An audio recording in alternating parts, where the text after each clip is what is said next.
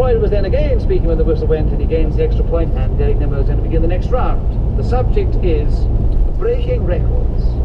Can you talk to us about that, Derek, for 60 seconds starting now? Of course, this is really the most tremendous fun, isn't it? You go into your nearest record shop, you have over to a pile of 78, pick up there and go smash over the proprietor's head, and they get so surprised. Mind you, I went in the other day, and I said, could I have an LP of the sound of music? And that said something, and I paid for it. I went outside, and I threw it on the floor with a tremendous bang. And he looked at me, and he said, why did you do that? And I said, well, I didn't see the film, did you? And he said, no. He said, why do you ask me that? I said, I have no idea, but it fills in a minute. And so... Freud, why do you challenge? Yes. What? But to begin with, the record isn't broken.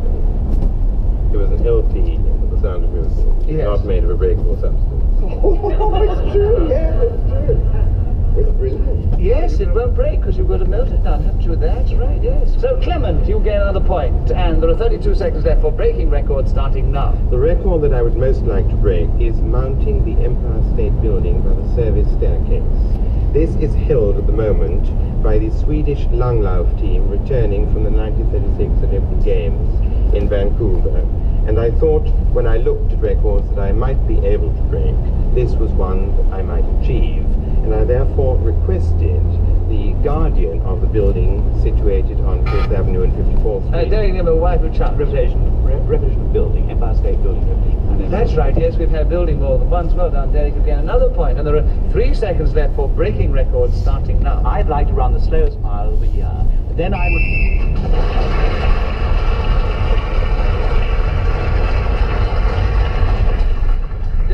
Gets the extra point for speaking when the whistle went, having got it just before it, and he's now 1 point behind Clement Freud, who is still in the lead.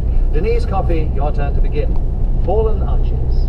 Can you talk to us for 60 seconds on those, starting now? Only this morning I looked at my feet and I said to myself, my arches are falling. Quite clearly, I'm getting old, I thought. Derek Nimmo, why do you challenge? I helped her out by... repetition of thought. Yes. I buzzed myself, She actually. buzzed herself. She buzzed herself. Well, I think that's the best thing to do. If you She gets the point. Yes, I mean, after all, that if you buzz yourself for hesitation, and because you hesitated before anybody else can buzz you for hesitation, you get a point. Yes, I agree with you.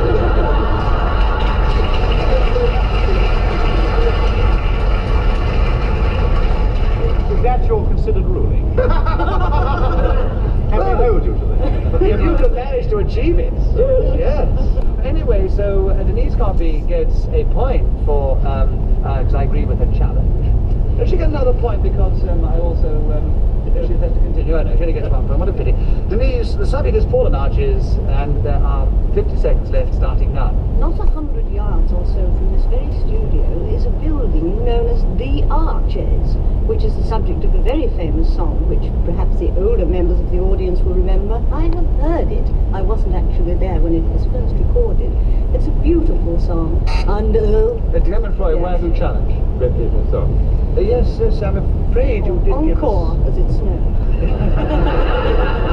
Yes, you should have challenged yourself on the song. I'm and a said, fool. yes. So the best thing is to try challenging yourself always, Denise, and see what happens. You did say song more than once, so Clement Freud gets a point, and there are 33 seconds left for Fallen Arches, starting now. The first time I suffered from this disease was in wonderful, wonderful Copenhagen. Clement Freud has challenged himself. For repetition.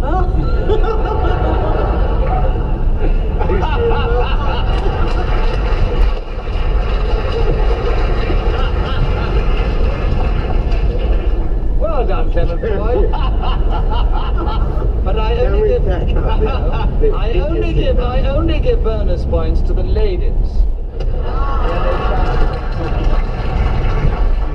And therefore, all that happens is I don't take the subject away from you, but you don't get any points for it, and you have 29 seconds left to continue with Fallen Arches starting now. This is really a deviation from the norm. The foot, which instead of having 5 toes and instep and the heel firmly on the ground, seems to have the instep, which I've already said, read in the summary. And Denise Coffey challenge you. Like an arrow from a bow. repetition. Yes, yes. Like Thank in you. first gear.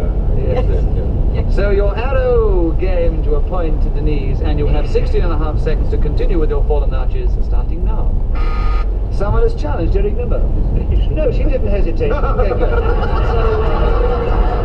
And the Mr. hadn't even started the clock. There are 11 seconds left for you to continue, Denise, with fallen arches, starting now.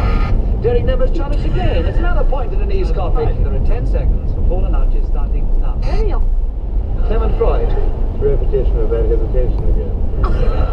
In other words, you decided that you should give her a point as well, which is quite underland because it's drawing attention to the fact that she is now well in the game and quite likely to win any minute if you keep it up.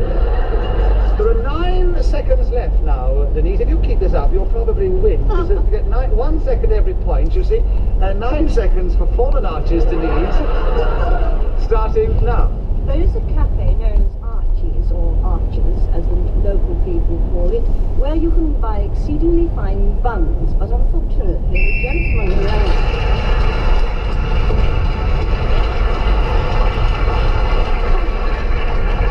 Well, Denise's fallen arches brought her back into the game with a big burst on that occasion. She's now in a very definite third place, only 1 point behind Derek, who's just behind Clement, who's still in the lead, and Kenneth is just in 4th place. Clement Freud, will you begin the next round? The subject is my ambition. Can we hear what it is in 60 seconds, starting now? My ambition is to get 4 posts to bed and roll it from John of Groats to Land's End. Many of you will think that this is a lukewarm, tepid, rather silly ambition for a grown man, and I think you have a point. But with night... Derek Nimmo, why do challenge? Well, I think I have a point.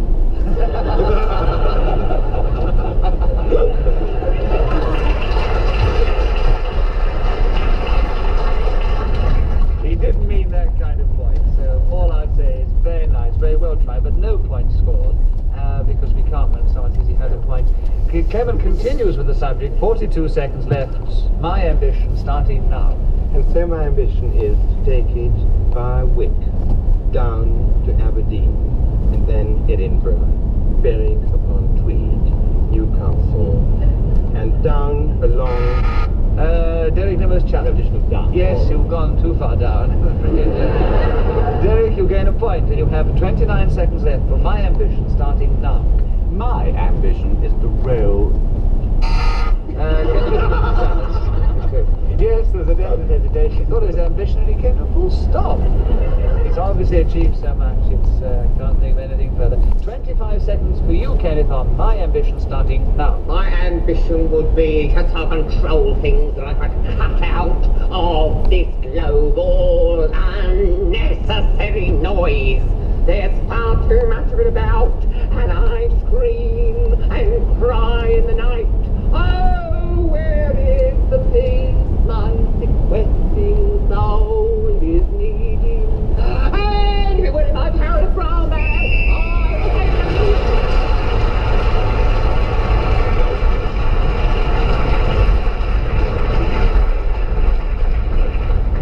I think you got a little off your ambition. It just went, if you know what I mean. But it was lovely, Kenneth, and you gain an extra point for speaking when the whistle went, and you come back in the game with a bang. And it is very close in the 11th round, with Clement Freud leading Derek Nimmo by 1 point. Kenneth Williams, it's your turn to begin. We'd like you to talk for 60 seconds on Friday, if you can. Starting now. It is known as payday for many people. The day on which a man... Derek Nimmo, you challenge. Payday for many people. The day on which. The day on which. There are 2 days. Payday is hyphenated, you great nit. It's completely different. It is. Hyphenated. I know, Good but... grand, I know. There you are, you can hear them. Yes, a lot about it. But basically, I can only judge on what we hear, so I give you benefit of the doubt when it's a colloquial phrase you use, and therefore we cannot get literate, say, because it's a hyphenated word, it is not repetitious. Derek Nimmo, I agree with your challenge. You gain a point, and there are 53 seconds left for Friday, starting now. Friday is named after a lady called Frigg, who was married to Odin, one of those other strange Nordic gods and goddesses. Now, I would like to tell you what it is called. Yeah, it's called the one on which Clement Foy, why who judge? Repetition. Called. You're perfectly correct, and you gain a point, and there are 41 seconds left for Friday, Clement, starting now. During the holidays, we get up very early on Friday, and we go out fishing for eel. Now this we do on Friday because my wife is a Catholic, and therefore the children can only eat fish. Derek, then you've challenged twice. Well, in the Pope's encyclical, he allowed Catholics to eat. Exactly, yes, that's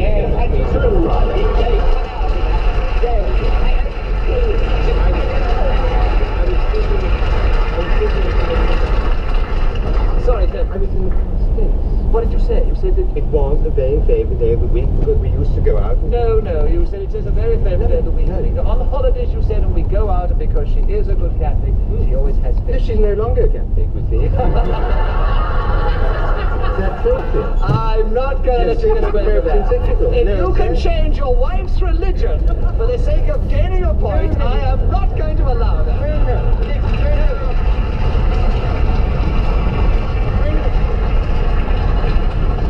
I'm going to let Derek Nimmer have a point on that, and there are 17 seconds left for Friday, Derek, starting now. This time last Friday, I was staying on the island of Sugar in Hebrides, a most beautiful strip of land, 3 miles by 1.5. Kenneth Miller's wife, who challenged. Yes, it's every Friday, not a beautiful strip of land. We're not interested in geography. Nothing to do with it. Friday is the subject. I mean, those strips of land, dear. Strips of land. Kenneth. Friday. Kenneth. Friday. Yes, last Friday he was on this beautiful strip of land. So Derek Nimmer has another point, and there are 2 seconds left for Friday, Derek, starting now. When the ghost walks, is a fair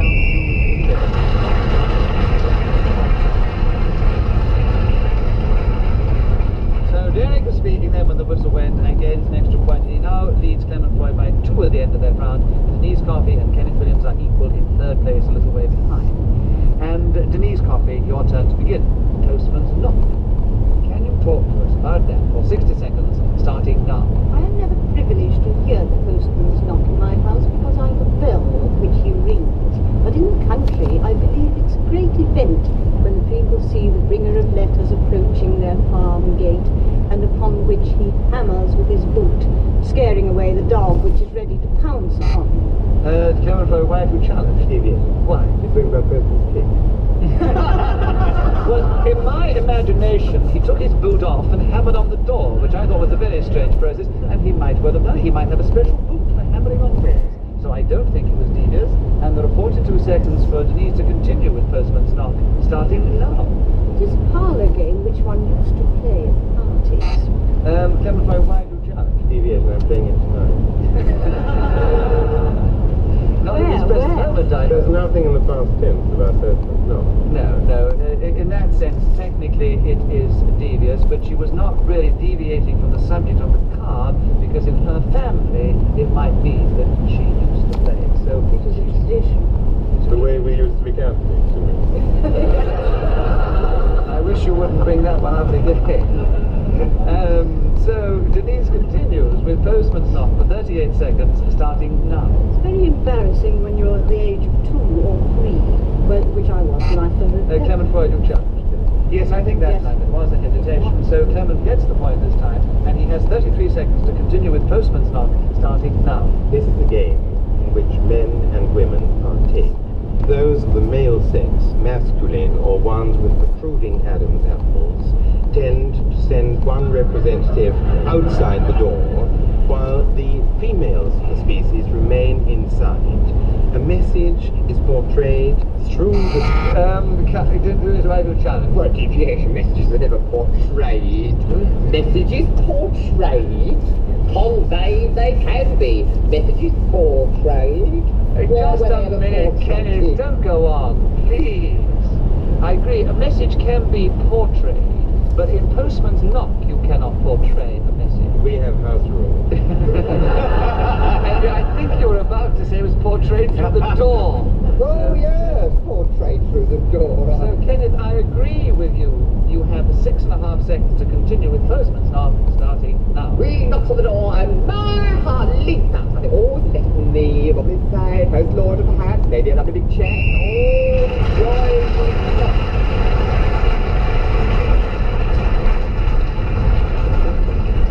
Well, that, I'm afraid, is is all we have time for in this particular edition of Just a Minute. So let me give you the final score.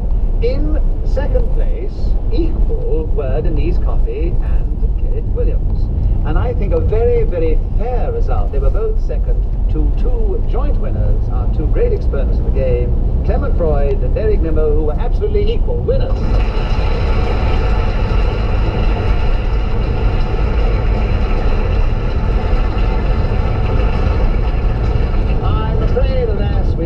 Have no more time to play Just a Minute today. We do hope you've enjoyed this particular edition of the game, and from all of us here, goodbye.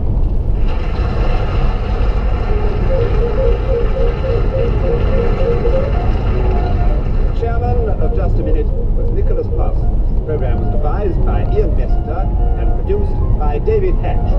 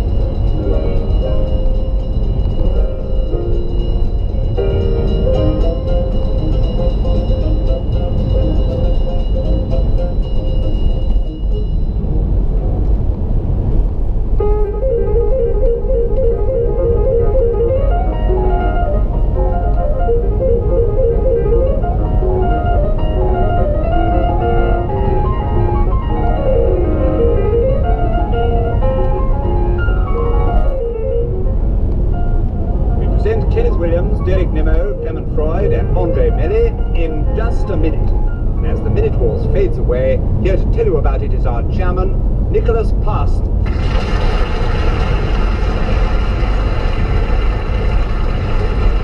Thank you. Thank you very much, and welcome once again to Just a Minute.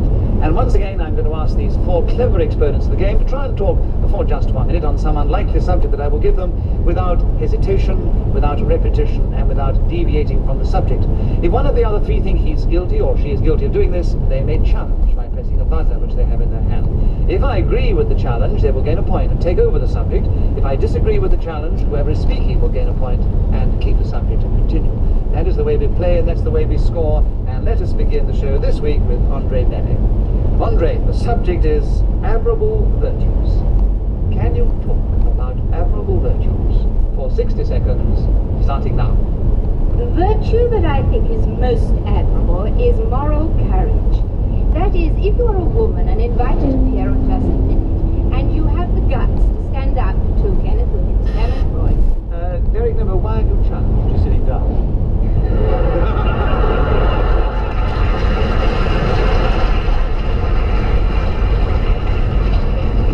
She is sitting down, so I will give you a bonus point for a witty challenge.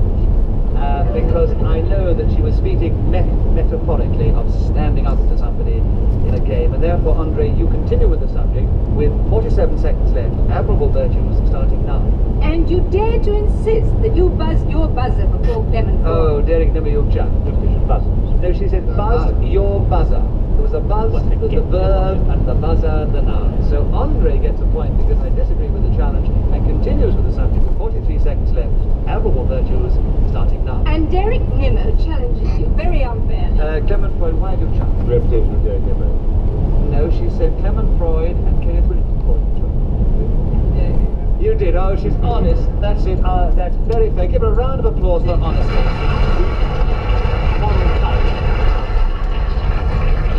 There, you'll see where the audience sympathies lie the next time there's a tricky decision.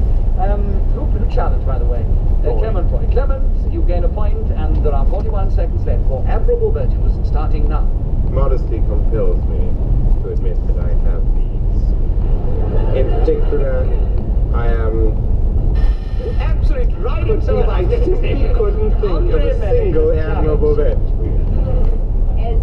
Hesitation, yes. Once he tried to think of his own admirable virtues. I thought it summed up my admirable virtues very well. Very, very Why well. you should call it hesitation. Yes. Well, all right. So, Andre, you gain the subject back. I agree with your challenge, and you have another point, and there are 32 seconds for admirable virtues, starting now. Being a bit rude, I think this is really to be admired. This saves you going to... Derek Nimmo, why do you challenge? Admired? When did she say that? Yes, she did talk about the virtue that she admires most of moral courage right at the beginning. You're quite right, Derek. Well, listen. You gain a point, and you have 27 seconds for admirable virtues, starting now. If I have a fault, which I haven't, it will be modesty. But in fact, I am extraordinarily virtuous. You know, I get up every morning, rising from my knees because I've been in prayer through the long night hours, wash my hands because cleanliness is next to godliness, and then I set off on my task through the day, patting small children on the head, talking to little dogs as they walk along the street, giving them the occasional bone, perhaps a biscuit if they look hungry, taking tramps home.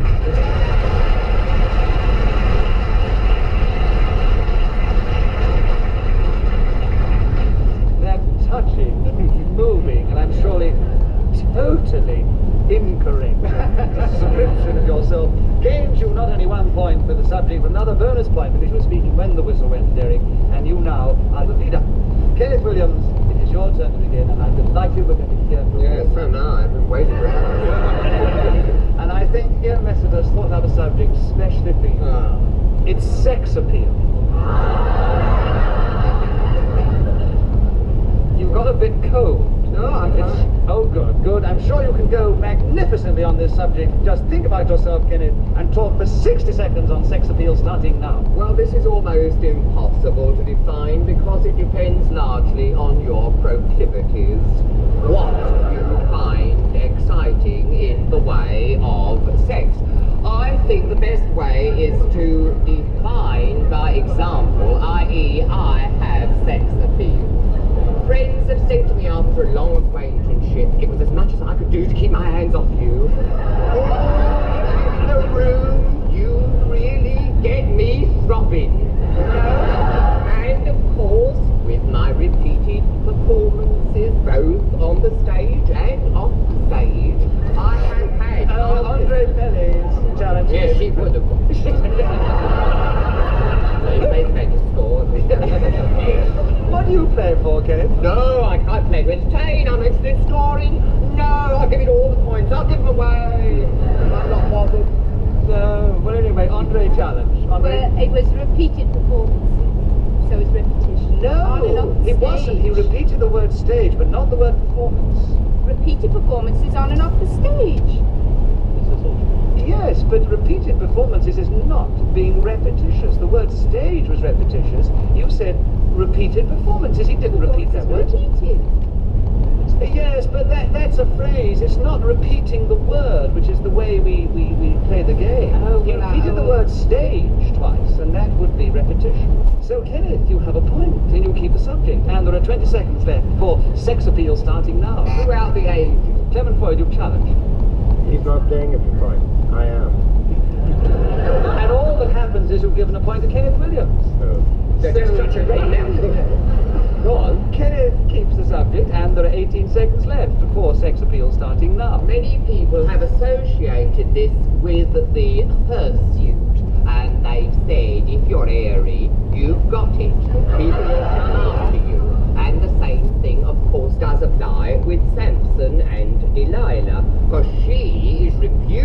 to have cut it off with the idea.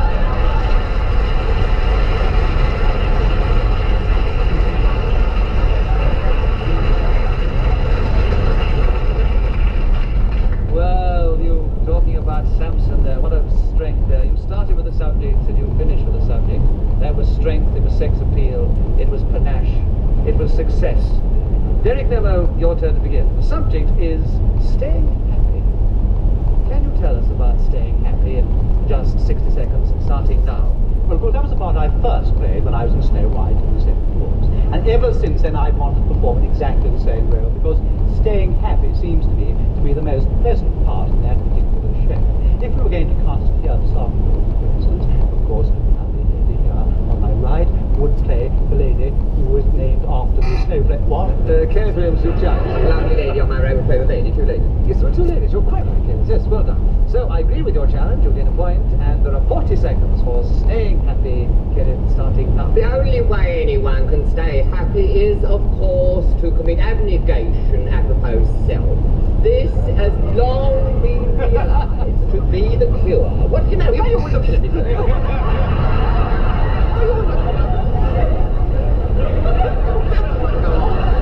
I'll tell you why we were all looking, because of your wonderful phrase, abnegation apropos self. I don't think any literary crank would have written such a phrase in a book, and you spoke it with great